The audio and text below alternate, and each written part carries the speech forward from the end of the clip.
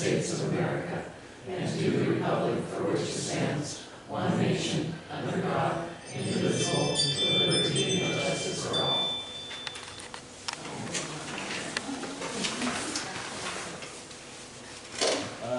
There's a little bit of change on our consent agenda. And we're talking about adopting the agenda. We didn't get the coaches for winter and spring, and so we should have that. Other than that, I don't think there was any other changes to the agenda.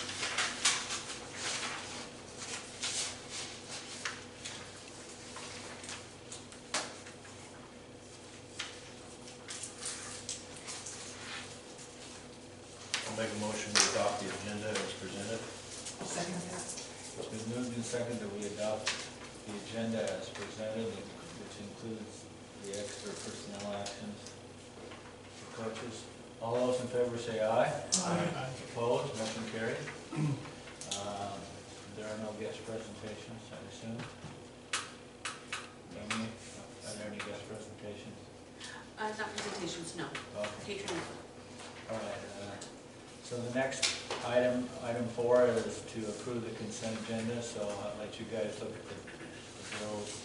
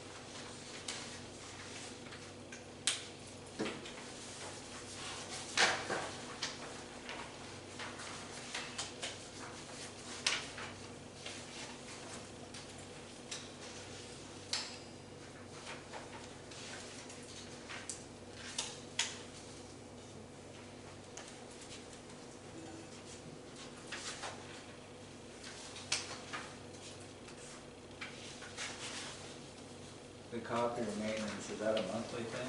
Yes.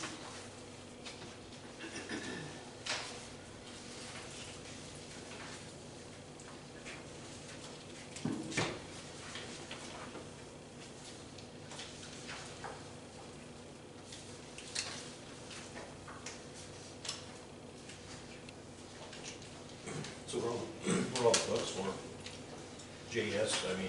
Yeah, so we had in budgeted for Connie $2,000, $1,000 at each school, and that was the pages of books to spend that on. So.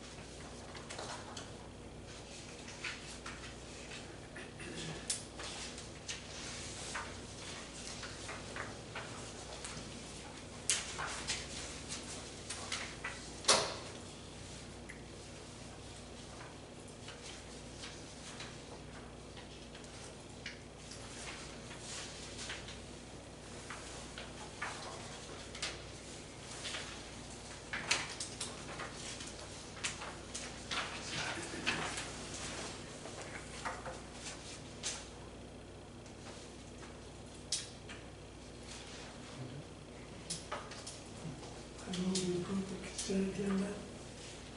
I'll second it. Been moved and seconded that we approve the consent agenda. All those in favor say aye. Aye. Opposed, motion carried.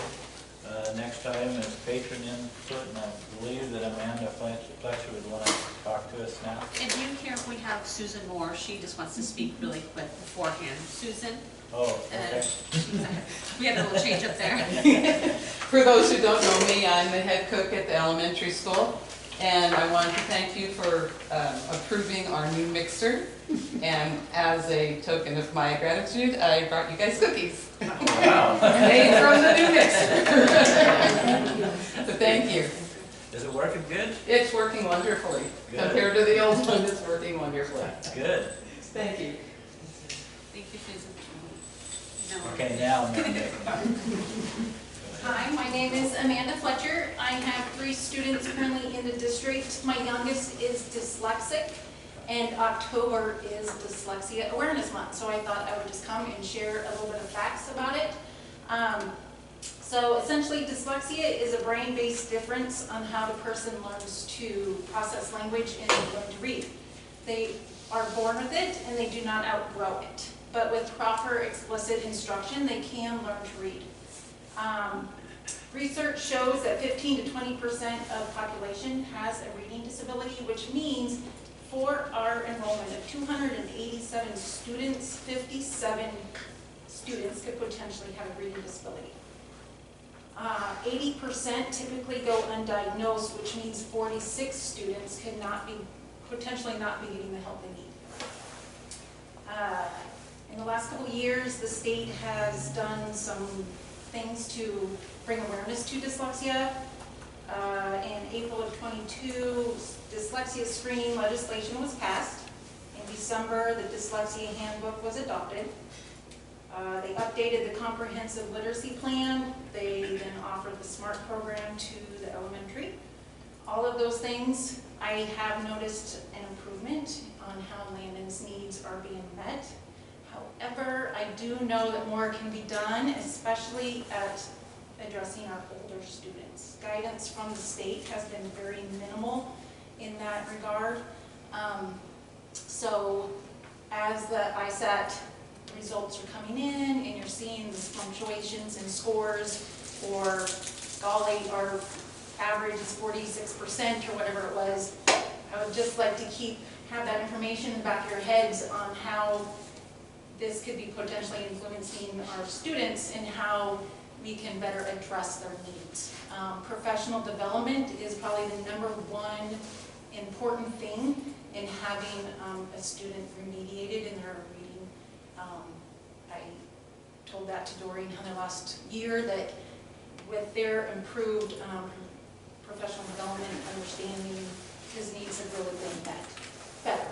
It still needs a lot of work, but so I would just hope that the district maybe takes the reins by the horns and just invests time and money into professional development, add personnel to address the needs of those students, and most importantly, identifying the students.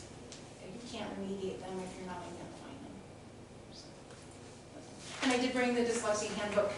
Wonderful information. I'm not sure that many of you have probably ever looked at it, but it was written by a literacy expert that lives in southern Idaho, Lisa Rhodes. So it's full of great information. Is that handbook something that was developed by the state of Idaho? Yes. Oh. Yes. It was So- adopted by the state last December.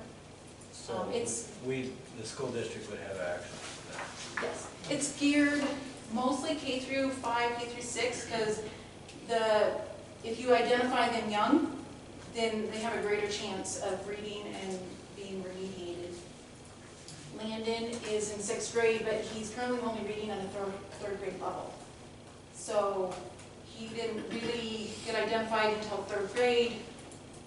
Really, with the difference in curriculum and professional development, I didn't feel that really a progress until last year. So, and of course, he's come to high school, you know, but he's not the only one. That's what I was telling him all the time. You are not the only one. So it's just, as long as we're identifying them, and hopefully they're going to be. Any other questions? Thank you, Amanda.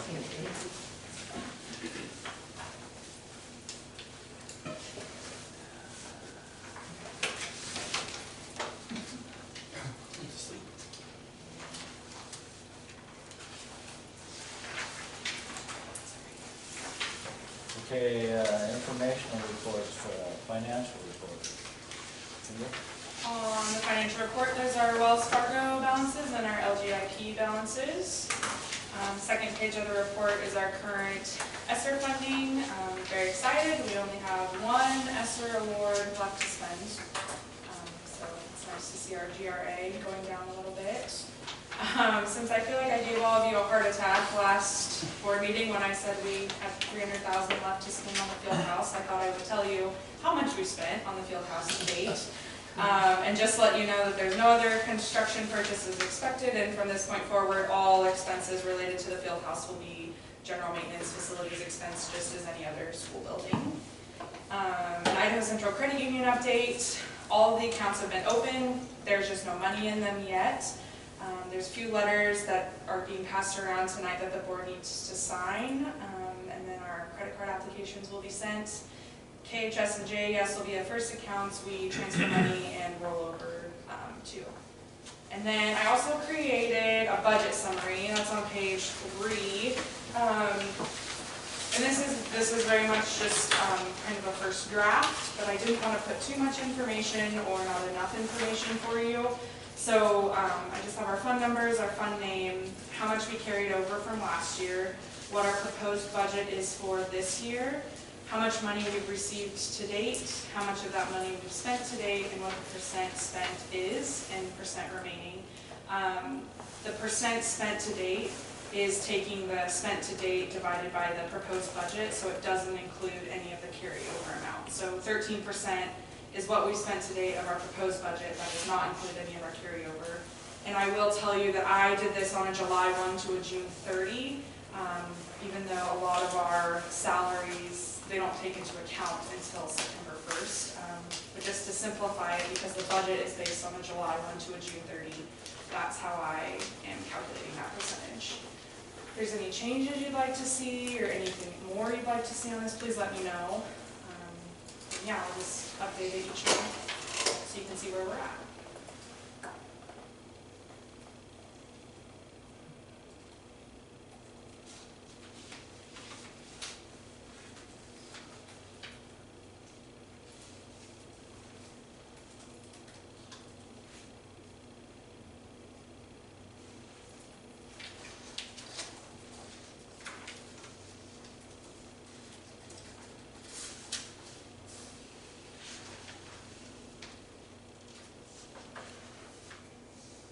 Are there any questions for Kendall?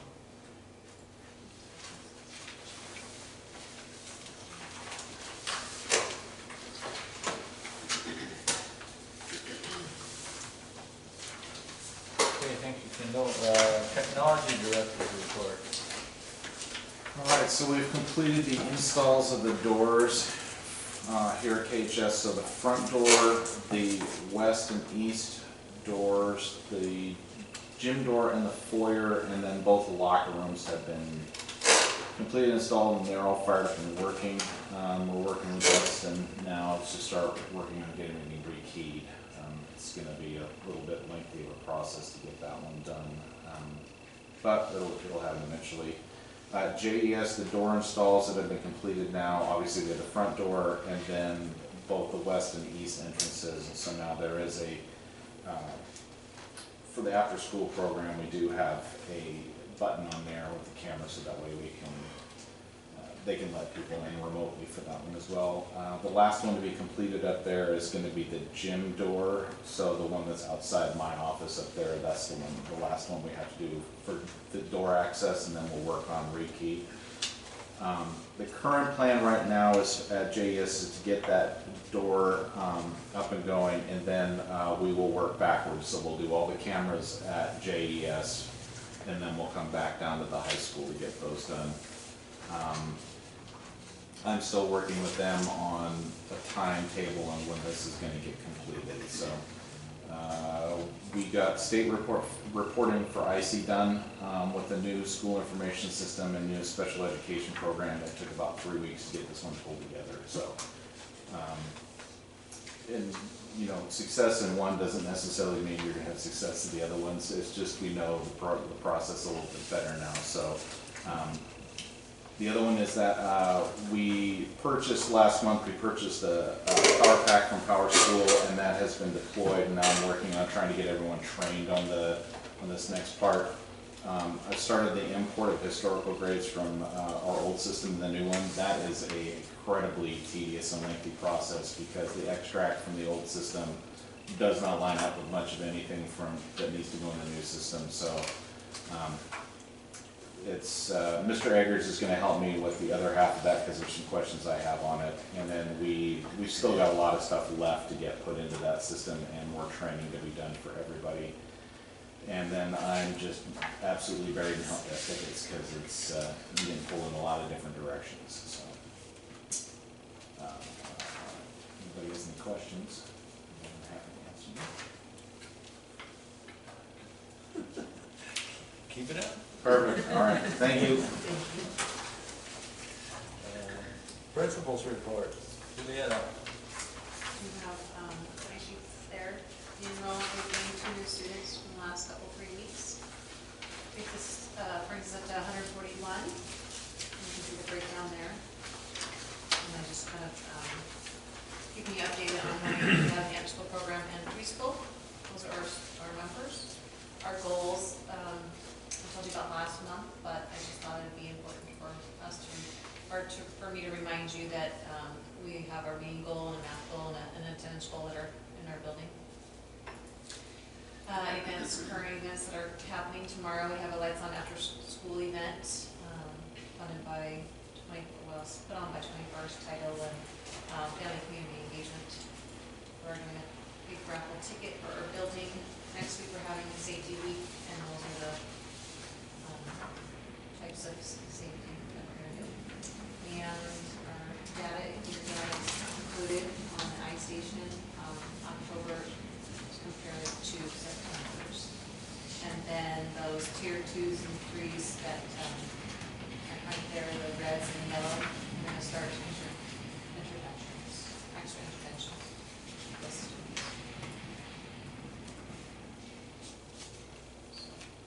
Those reds and yellows should hopefully decrease.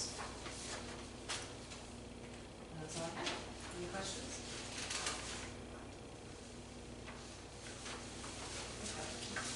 Any questions for Dory? All right, let's go to the superintendent report. Okay, under the high school, our students of the month were Jaden Bramer and Miranda Thornton. Our discipline report, we had 8 referrals the prior month, 1 suspension and 0 bus referrals.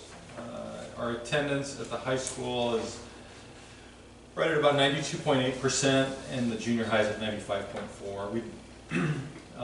We'd like to get that junior high up to around 96 or so, although the 95.4 is not bad. The high school one, we'd like to get that up a couple, would be great. Just an update on dual credit this year. So we have this semester we have 43 students taking a total of 188 college credits this semester, which is a piece of our strategic plan, if you remember right, specifically focus area number 1, dual credit offerings. So we've really been trying to facilitate that and educate our students and our families on how to do that, because you save a ton of money when you do that. So, and it's also, you know, it's really a push on the part of the state too, not just us, but you know, they want to get to that 60% mark with college graduates in order to meet the needs of Idaho's economy. And so I think, you know, the idea there is to get more kids, you know, started on that before they graduate from high school. That's the idea. So, so we have a lot of dual credit kids this semester. Just looking at the calendar and what's going on right now, we have the end of the quarter this week, so that means we have parent-teacher conferences next week.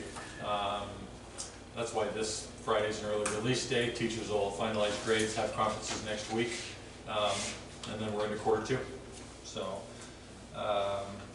athletics, volleyball right now is in the district tournament. They'll play Deary in the championship here in a couple days, and that's where they are there. That state tournament is up north this year.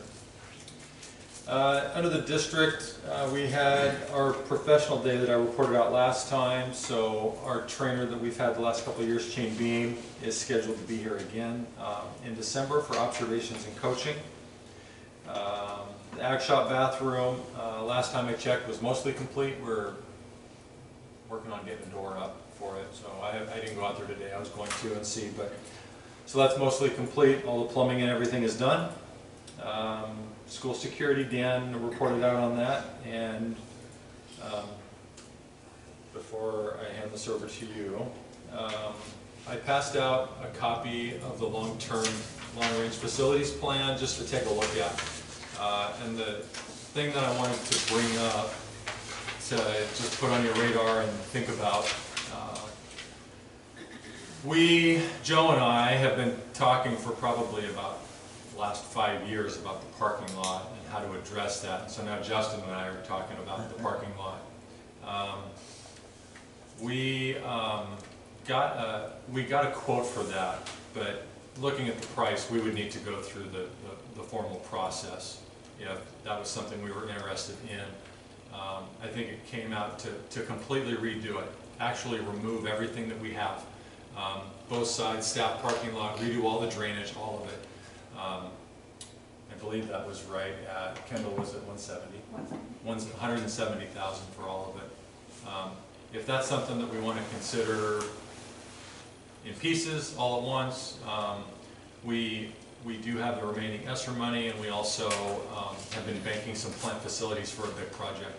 So we could actually cover it with ESSER and plant facilities and still have our entire amount this year to work with. So we're in kind of a good place if that's something that we want to take on in the near future. But last time I talked to Justin, I said we need to meet and really lay out all of our highest priorities and see where they are, and then get some feedback from you guys. And is there any thoughts or conversation around that tonight? There's no action item or anything. It's in pretty bad shape. It does need replaced. I've been noticing the last couple of years that it's getting Yeah, it's not very bad. Once it starts going, it goes quick. Yeah. I think the last time when Buddy Jensen was on the board, we used the chip stuff from up on Yeah. Southbridge. When they were redoing the highway. We were kind of holding off because we were waiting to see what are we going to do with the elementary roof. We have ESSER funds for that, and so that's already allocated. And we were thinking about the HVAC system at Julietta, and based on the information Justin's getting from folks, I think that that's not going to be as difficult as what we think. So, anyway, that's something we want to see come back to us. Yeah, I think we need to do something about it sooner than later. I mean, we have the money, and 5 years from now, you may not, so. And Amy was going to chat about ISB. Just, of course, once again, we have the ISBA convention November 15th through the 17th in Boise. I've already talked to a few of you that won't be able to make it. Just let me know beforehand if there's any changes. You guys here, if you're not able to make it, I can go ahead and cancel rooms or the conference itself. But that's set for November 15th through 17th. Any questions about that? Okay.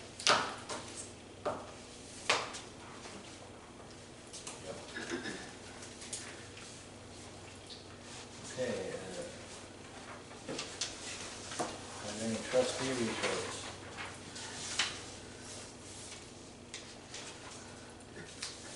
Seeing none, we'll move into the action items, and first action item is the iPad replacement at JHS. I know Steve or Dan wants to talk about that. that, we talked about that one last month.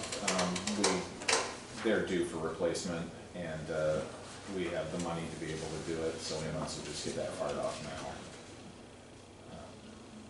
That was one of those things that fell off the plate over the summer, trying to get Power School implementation up and going. Because I pulled a depreciation report and was like, ooh, those were due 2 years ago. Okay. We're buying off the state contract for them, so we don't have to worry about sending that out for bid.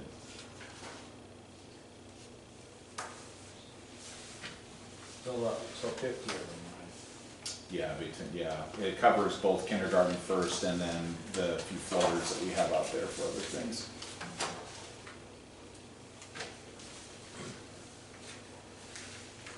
I'll make a motion that we approve purchasing the iPad replacements for JES. Been moved and seconded that we approve the purchase of iPads for Julietta. All those in favor say aye. Aye. Opposed, motion carried. Next item is changing the November board meeting date. Yeah, that's not gonna work for the first. Wednesday will be in Boise, so The 13th? Monday's fine with me. I don't know if it's fine with everybody else. Probably need a motion to do that. That should be okay. That work for you, Deb?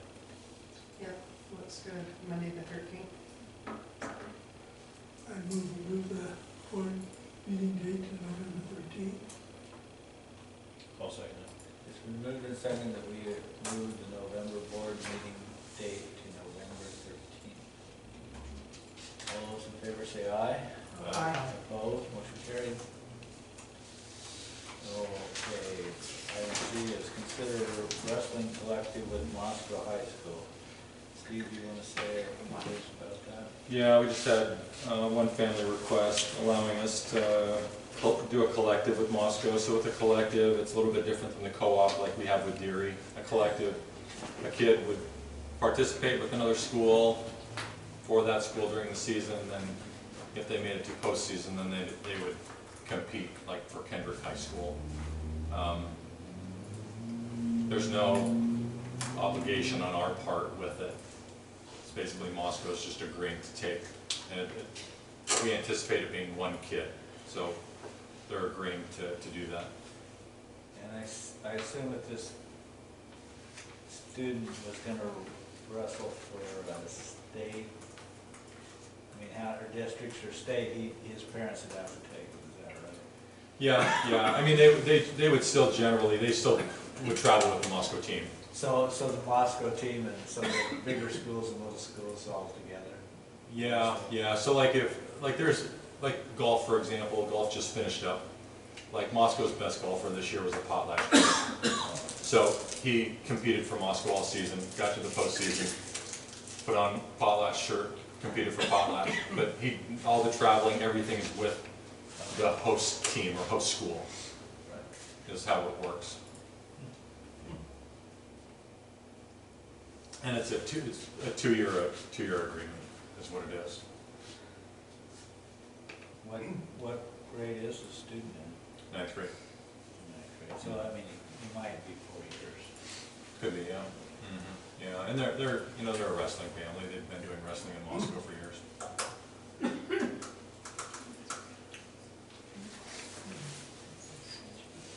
Make a motion to approve the wrestling collective with Moscow High School. I'll second. It's been moved and seconded that we approve the wrestling collective with Moscow High School. All those in favor say aye. Aye. Opposed, motion carried. Last item is the policy review, travel allowances and expenses. So our current per diem rate is 50 cents a mile, and state and federal rate is 65.5 cents a mile. Go ahead and talk about that, Steve. Sure. This is just one that Kendall and I were reviewing it, and we generally bring this up every 4 or 5 years. I think it's been about 4 or 5 years since we brought it up again. So just something to take a look at and consider any changes if you wanted to. And we're just reviewing it tonight. There's no motion or anything, but just if you wanted to discuss it or see if there's anything you wanted to do with it.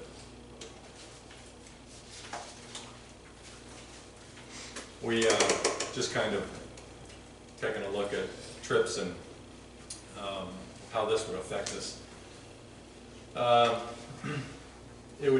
We estimated that it would be somewhere between about $900 and maybe $1,200 a year difference in what we're currently paying out for travel. Mostly for mileage.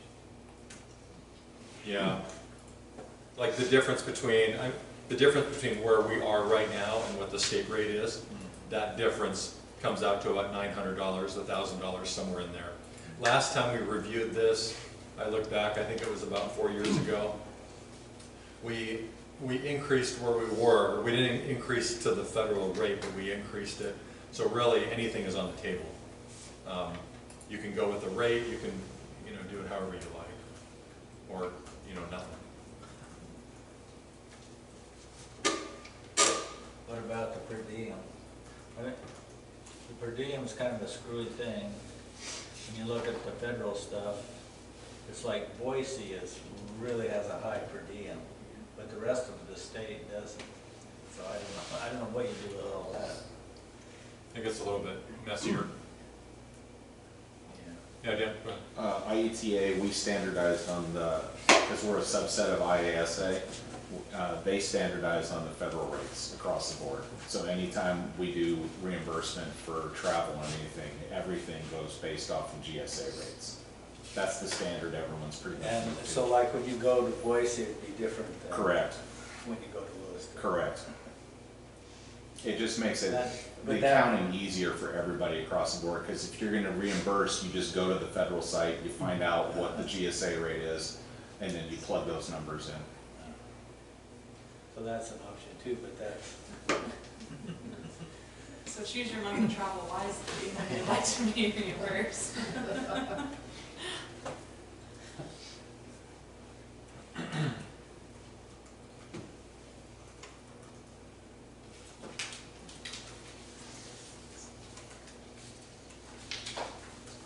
Anybody have any thoughts? Other needs to be raised? I say we need to raise the mileage for sure. And probably per diem too. Our current per diem for meals is $45 a day, which works out to $15 a meal is what we figure. So if people are traveling for just half a day, we figure, okay, you'll probably only need dinner. That's $15. So it just kind of depends. I guess on the per diem, if people are feeling that, they can live on $45 a day.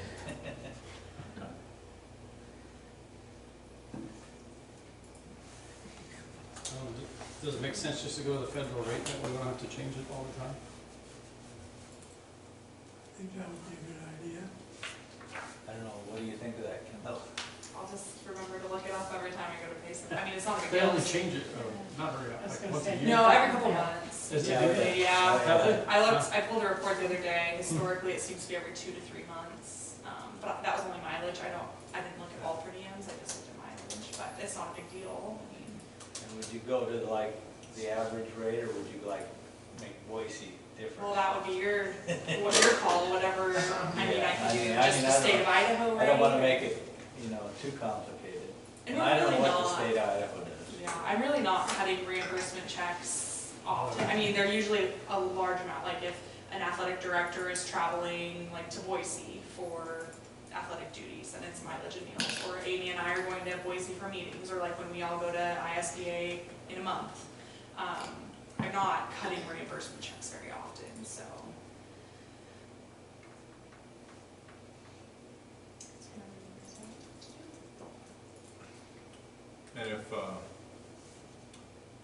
And if you want me to bring this back next month, I'll just leave it open, and then anybody can make a motion, how you want to do it, if you want more time to think on it, or whatever.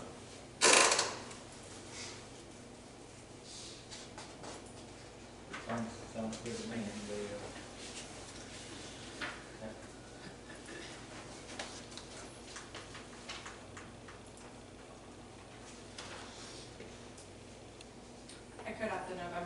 to do a spreadsheet of what historically like the Idaho reimbursement rate is and the federal. This way, if you do just set it at the reimbursement rate, you could kind of gauge roughly how much it's going to be. Or if you just want to set one amount, I could also let you know, well, last year it would have been this much of an increase. For example, I can provide you with that at the next meeting. That'll give you a better idea. Yeah, that'd be good. Okay. I was gonna say, I know in a lot of businesses look at a certain month and then set theirs for the year Yeah. off of a certain month. Yeah.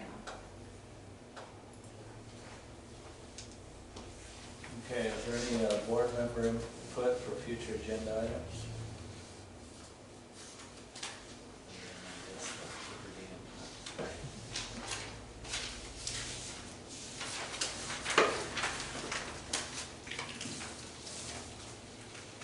Seeing none, is there a motion to adjourn? Don't forget to. Gosh. Yeah, help yourself to cookies. We have a second. I'll second. Thank you. Second.